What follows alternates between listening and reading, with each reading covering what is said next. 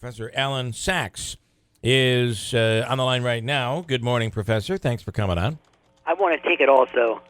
How you want to take it? It'll be a good game. It's going to be a If I was good... in Utica, I really would go, but Well, listen, you can make it up here. You let us know. You'll I'm be a little our bit guest. far away. In Texas, of course. So, what are our thoughts? First of all, how about the surprise? Nobody seemed to be calling it, and some were already celebrating a Hillary presidency. And look at here, Donald Trump, president-elect. I have to admit, it surprised me. I bought into all the polls. I'm in a college environment, and I just cannot imagine that Hillary Clinton was not going to win. Yeah.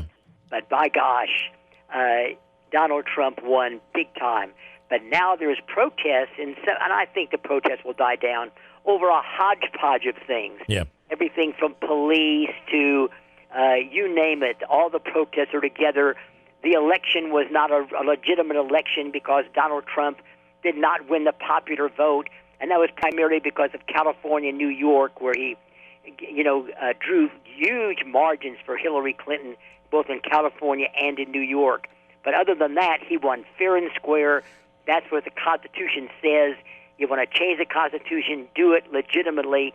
But it's interesting. It's like you have a football game and you lose. Well, let's change the rules. Right. And that's. But on the other hand, that's not all of the. I mean, when these protests are out there, which is a peaceful protest, is certainly American, and Absolutely. and no one should fault somebody from trying to get out there and get their message out. When it turns to looting That's another story. and rioting, that's a complete. I mean, that's criminal, and those people should be arrested. But what are your thoughts on the whole Electoral College? I mean, clearly this was put into play for a reason in the United States. Exactly. You're exactly right. It was put in, first of all, to protect the little states. As people might remember from their early days in a civics class or whatever, a history class, is that the states created the Union. The states created the United States, not the other way around. I think a lot of people believe the United States created the states. They did not. And the states were always looked at constantly, whatever decision that was made. The Electoral College was another one. They wanted to preserve a little bit of the integrity of the smaller states, or else they wouldn't have been a constitution. And that was one reason.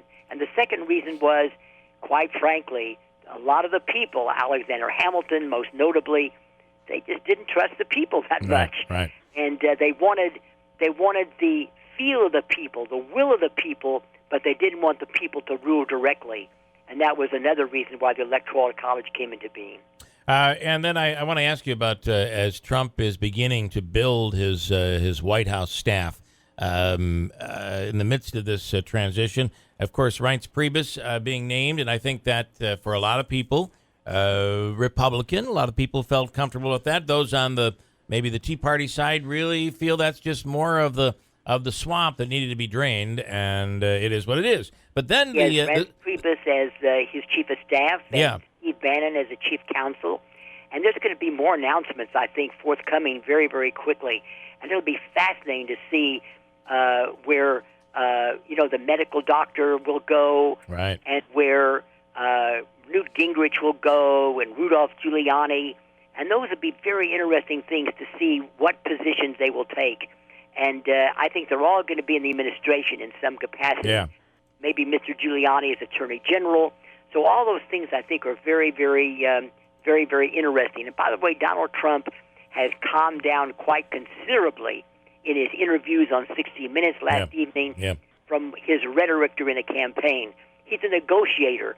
He put the strongest deal on the table, but now he is calming it down quite a bit on immigration, on building a wall, on all those issues, and I think we'll see him become very different than what a lot of people imagine him to be. Going to be an interesting ride, I got to tell you that. It's the most fascinating thing in American history in a long while. Professor Saxe, I was shocked when I heard this morning. Bill was playing back some of the highlights. What do you make of everything that he said about the Clintons throughout the course of the campaign? And then he says he's not going to prosecute them. And they're great people. They're great people, by the way. Can you believe that? Will a real Donald Trump stand up? Well, I think he really is a very kind man. and he doesn't. But I think he's smart in not going after the Clintons. No more divisiveness. They may be worthy of prosecution, and I think Rudolph Giuliani may be giving Donald Trump a hard lesson in regard to that, or some back talk perhaps, because Rudolph Giuliani's tough, and I think he'd like to go after the Clintons, especially if he becomes Attorney General. Yeah. But I think Donald Trump is right. Heal the nation first, try to heal the divisions, then maybe later on you can think about things. But I don't think he's going to go after Hillary Clinton. There's been an interesting scenario that if they did try to prosecute her, that Donald Trump as president would pardon Hillary Clinton. Wouldn't that be an interesting deal if that happened? And the talk also is that Obama will do that before he even leaves office. Do you think that's a possibility? Probably, if he believes charges are actually going to be brought. And it looks like it's not going to happen. Interesting stuff, Professor. Thank you so much. Really is. I appreciate it. As always, and all through the campaign, we thank you for coming on. Thank you very much. All right, to Professor Allan Saxe.